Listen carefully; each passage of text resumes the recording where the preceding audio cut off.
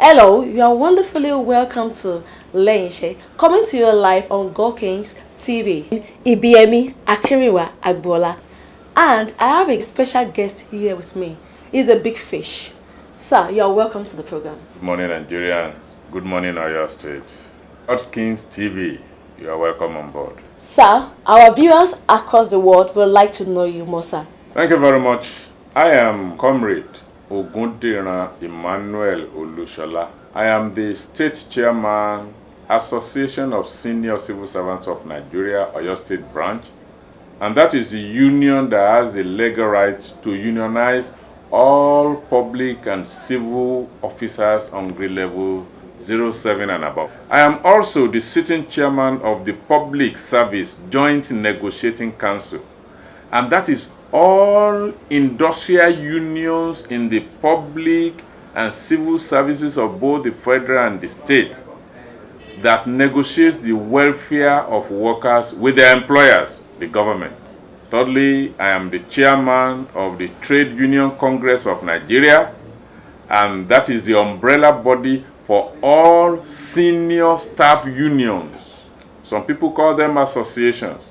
Under here, we have all unions from grade level 7 and above, categorized as senior staff unions in both the public and the private sector of the economy. Thank you very much.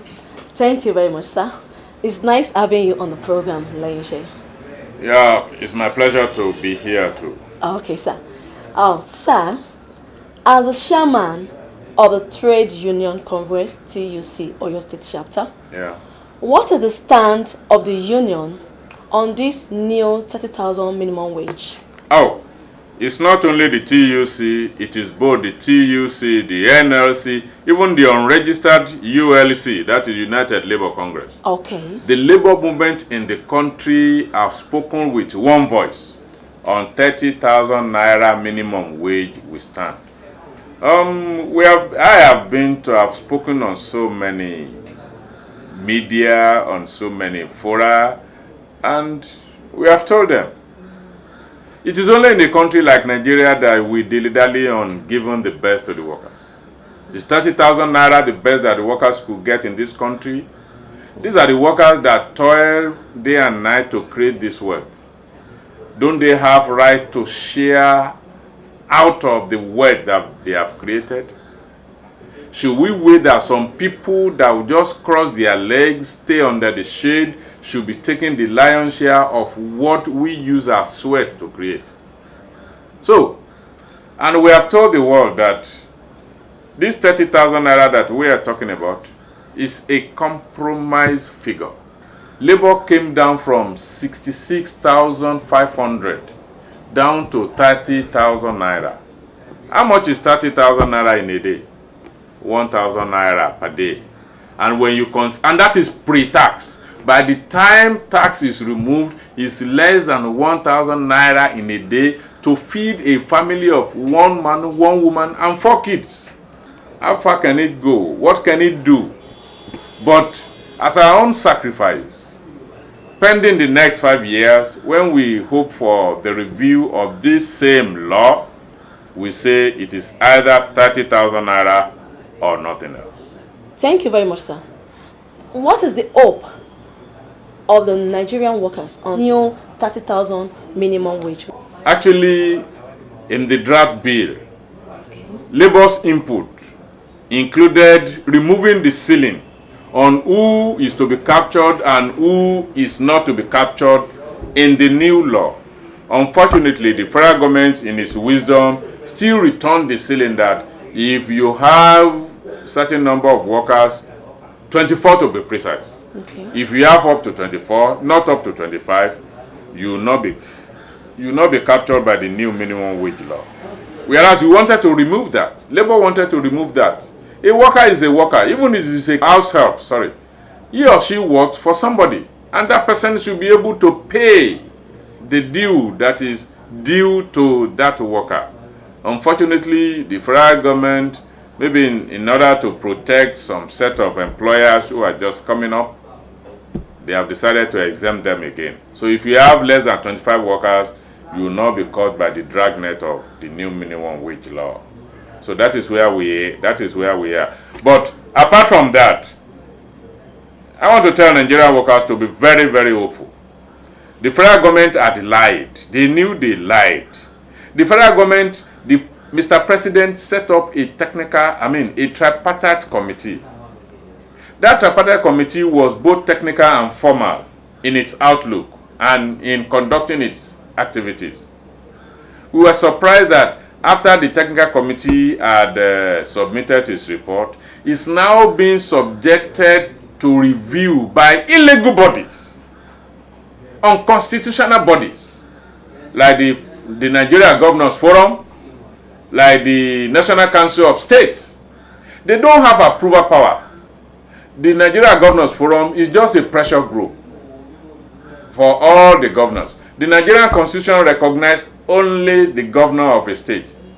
When the governor of a state speaks, he carries authority, he is constitutional. Once they become two or more, they become unconstitutional, because the Constitution does not recognize two or more governors coming together, forming whatever name, under whatever aegis, under whatever name they call themselves.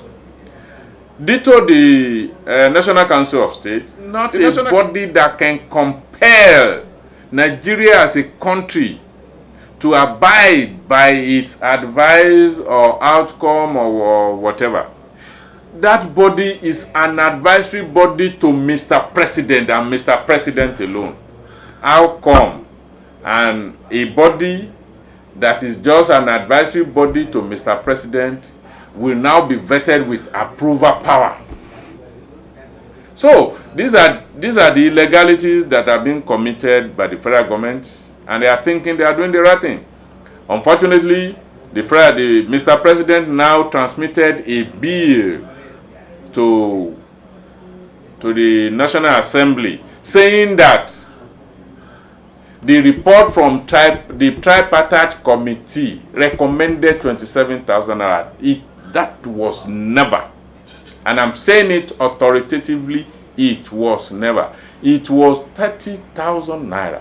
In fact, there was nowhere in that report that 27,000 naira actually surfaced. In that report, it was mentioned that some party proposed 22,500, some party, and that was from the governors. The organized private sector proposed 24,000 naira. Ditto the federal government. But the labor movement, that is the body of the workers, proposed 66,500 naira.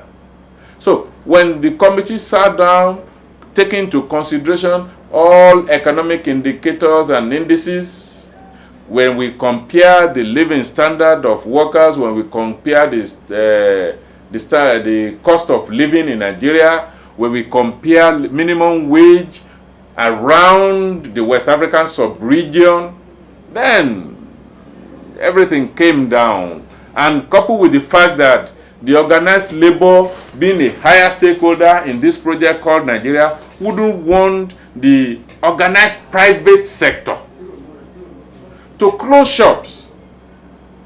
Currently, because of the latitude of that has been given to the government, which is had failed in creating conducive environment for companies to operate and make their profit, a lot of these private sector companies had closed shop, and they have moved to lesser economies like Kenya, Ghana, Tanzania, Rwanda, and the bigger ones like South Africa and Egypt. So we don't want that trend to continue. We consider the organized private sectors vis-a-vis their